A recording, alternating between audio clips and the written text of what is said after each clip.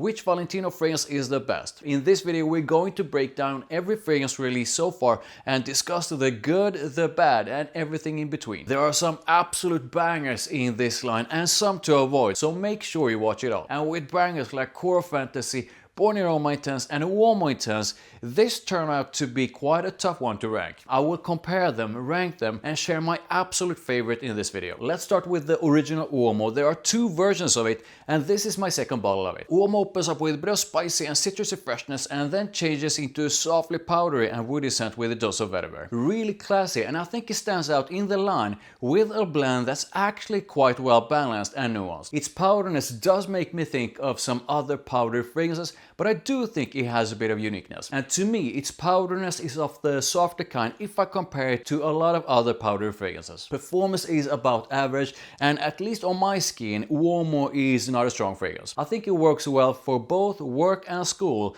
and more sort of a casual occasions. Moving on to Valentino Uomo Intense, there are two versions of it. This is the OG, and to me, if I compare the two, this is at least a little bit deeper and richer than the new ones. To me, it's intense in that it takes the powderiness of the OG and amps it up. Uomo Intense is all about the dose of sexy powderiness that's warmed up by a bit of sweet vanilla. There's also a bit of leather, giving it a darker feel and also a bit of depth. I call it the sex bomb because it's such an attractive compliment getter, and to me it stands out in the line with its intense powderiness. A lot of people think it smells extremely similar to Dior Homme Intense, but I do think there's a difference. Dior Homme Intense is focused on intensely rich powderiness and woodiness, whereas Uomo Intense is more about vanilla and powderiness with leather. I probably think it has more in common with Narciso Rodriguez, for him Bleu Noir Parfum, but these two are not the same either. I love it, and it's a fantastic scent if you love powdery fragrances. Make sure you stay away if you don't. Performance is definitely solid and is among some of the strongest ones in the line. The vibe of it makes it perfect for date nights,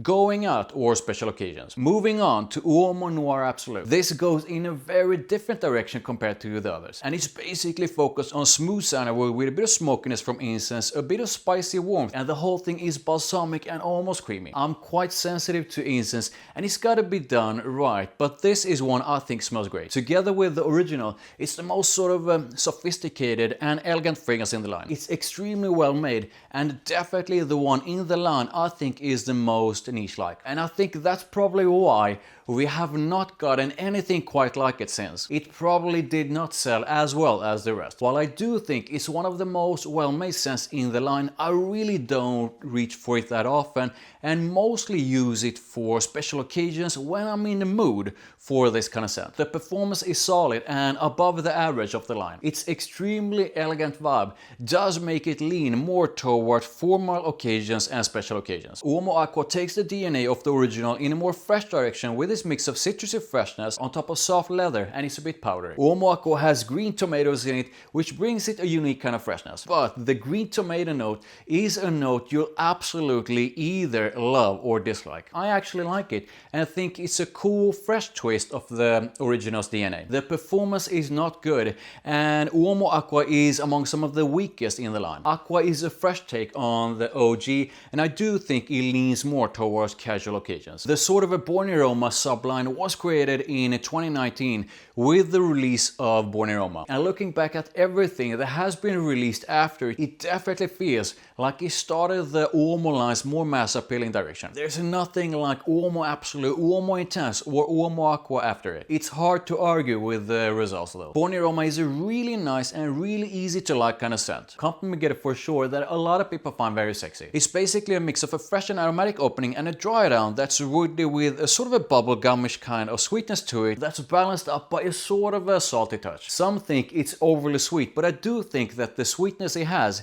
is balanced up by its woody side. And to me, it's a great choice as an everyday fragrance that works throughout the year on any occasion. Performance is a bit above average, at least on my skin. I don't think this is a strong fragrance, but I also don't feel it's a weak one. The follow-up Yellow Dream is a fragrance I think is so different compared to everything else in the line. A gingerbread accord mixed with a prominent dose of pineapple on top of vanilla and soft woodiness. This is such a cool scent full of contrast.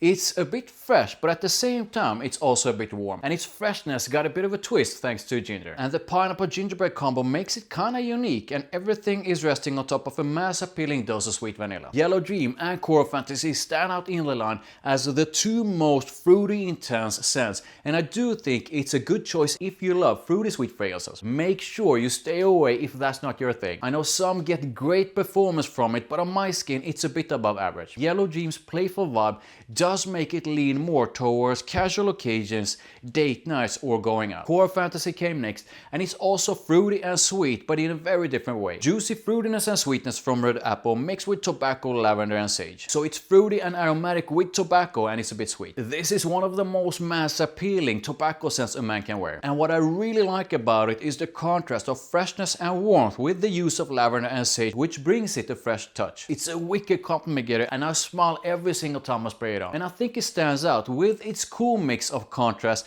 thanks to the apple, the tobacco and that aromatic freshness. The performance is above average and above the average of the line. Its fun and sexy vibe definitely makes it lean more towards date nights or going out, but it can of course be used for other occasions. Born in Roma Intense opens up in a bright and almost fizzy sort of a spicy and aromatic way with lavender and ginger. And then it dries down to a mix of vanilla and soft woodiness that's slightly sweet. It has an almost bubble gummish kind of sweetness, and the vanilla is incredibly smooth. To me it's vanillic and a bit sweet, with the lavender bringing it that classic aromatic touch. Born in Roma Intense has a bit of the OG Born in Roma in it, but it is a different kind of scent with a focus on vanilla. I remember the first couple of months when I bought it, when I talked about how much I liked it, and I got comments saying it's too simple and too boring, but I really don't agree. I mean, it's not a complex scent, but it's a compliment getter, and I do think it has at least a little bit of uniqueness to it, and I like it a lot. Born in Roma Intense is really for someone who loves the scent of vanilla and getting compliments. Performance is definitely above average and above the average of the line,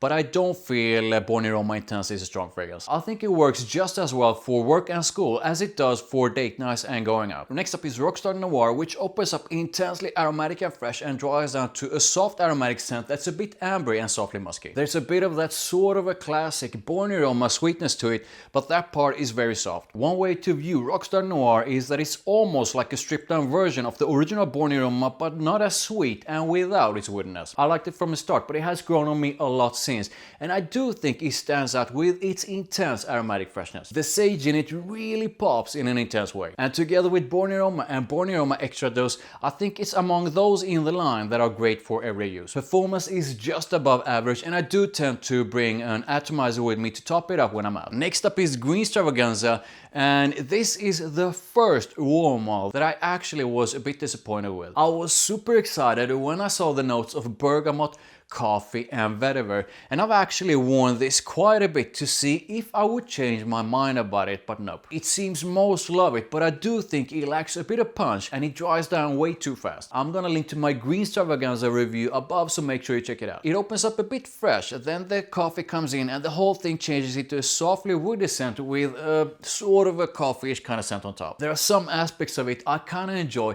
and I do think that the direction they took with it was exciting and had a lot of potential. But to me it's a scent that's doing something, but that something is not enough. And with the exception of that initial freshness, the rest of it is quite soft. Performance on my skin is not good, and I do feel it's among some of the weakest ones in the line. I think it works for both casual and formal occasions, but I do feel there are better alternatives in the line for date nights or going out. Moving on to the Gold Uomo, which opens up with a really creamy and spicy vanilla. The opening through to the mids is actually quite gorgeous, and to me it's like a mix of something fresh, something slightly warm and ambery with a suntan lotion-ish kind of vanilla to it. The more it dries down, the more intense the vanilla, and the whole thing changes into a creamy vanilla that's ambery and softly woody. And it almost feels like they took the vanilla from Born in Roma Intense, removed the lavender, and instead added a different kind of spiciness and made it ambery warm instead. They are not the same, but it definitely reminds me of Born in Roma Intense. This is another one in the line that went from a like to a strong like, and I've actually put quite a dent to it. Performance is unfortunately just above average, and I do tend to top it up every now and then. Not only for the performance, but also because of that gorgeous opening it has. This is a happy, fun and sexy scent I feel is perfect for date nights or when you're going out, but use it whenever. Noir. Moving on to the new Born in Roma Extradose. It's almost like a mix of the original without the original's freshness and sweetness, and Born in Roma Intense without its vanilla, and it's mostly about lavender and woodiness. The lavender in it definitely gives me Born in Roma Intense vibes. I love the scent of well-made lavender, so I do enjoy it. There's absolutely nothing bad about Extradose, but at the same time, I also feel it's a bit of a lazy release. Extradose smells good, but I do think it gets flat quite soon. And I think it lacks uniqueness, and I do think there are better alternatives in the line. I've had subscribers saying it's a strong scent, but on me it's above the average of the ones in the line, but it's not strong. Together with Born in Roma and Rockstud Noir, I do feel it's among the ones in the line that works well for pretty much every occasion throughout the year. So I do feel Extradose works well as an everyday kind of fragrance. So I'm not going to go into detail about the usage of each fragrance, but here are my thoughts on the sort of primary seasons for them all. With the exception of some, I do think a lot can be enjoyed throughout the year, since I don't think there are that many that are too heavy or too deep. I do enjoy most of them throughout the year, but some less during summer than others. The OG Born in Roma, Rockstud Noir and Uomo Extradose are definitely the three in the line I feel are the most versatile, and all three are definitely solid choices as sort of everyday fragrances. With the exception of Green Stravaganza and Uomo Acqua,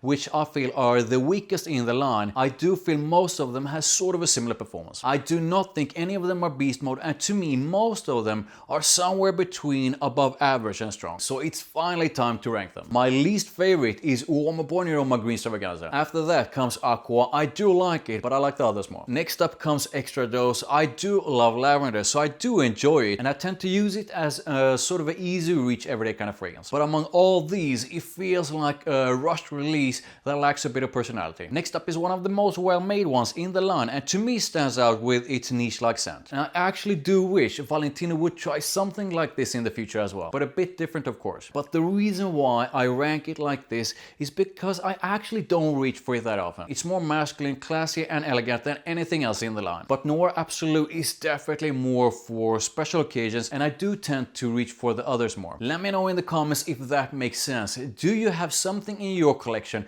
that smells absolutely fantastic, but that you don't reach for that often? The top 8 is where it got a lot harder trying to rank them all. Yellow Dream takes 8th place. It's a cool scent with a lot of contrast, and it was very close with my number 7 and 6. But I think I enjoy the intense aromatic scent of Rockstud Noir a bit more. Rockstud Noir takes 7th place, and it's definitely a more simple kind of scent compared to Yellow Dream, but I just enjoy it a bit more. The OG Uomo takes 6th place. It's my second bottle of it, and I do think it's a great scent. A classy and quite nuanced scent. But with all the newer scents released, I do find myself reaching for it less and less, and I've been enjoying the top 5 more. So the top 5 was incredibly hard, and I do think all 5 are great scents. Going into this, I had my favorites, but comparing them side by side, I realized my absolute favorites have changed a bit. The Gold Uomo takes 5th place.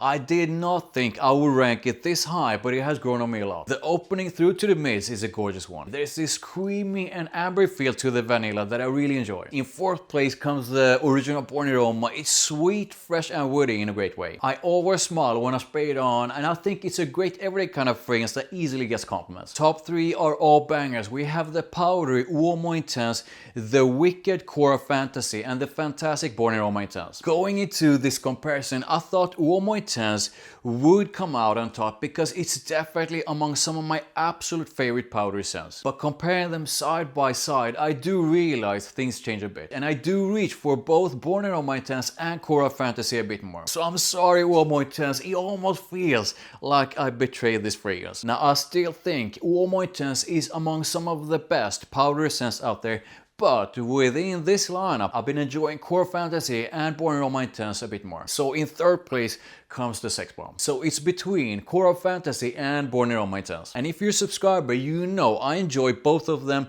This was truly super hard. Both are sexy compliment makers and both smell amazing. And in a way, I'm surprised by my number 1, and in a way, I'm also not. If I could only choose one of these 2, I would choose Core Fantasy. The contrast between the aromatic freshness and its fruity sweetness is incredibly sexy, and that soft warm tobacco is fantastic. With That said, I do love Born in Roma Intense, gorgeous, super smooth vanilla with lavender. So there you go. Now I really want to know how you would rank these and which of the Valentinos you think is the very best, so comment. Like and subscribe for more. Make sure you check out my other Valentino fragrances over there, and I'll see you in the next one.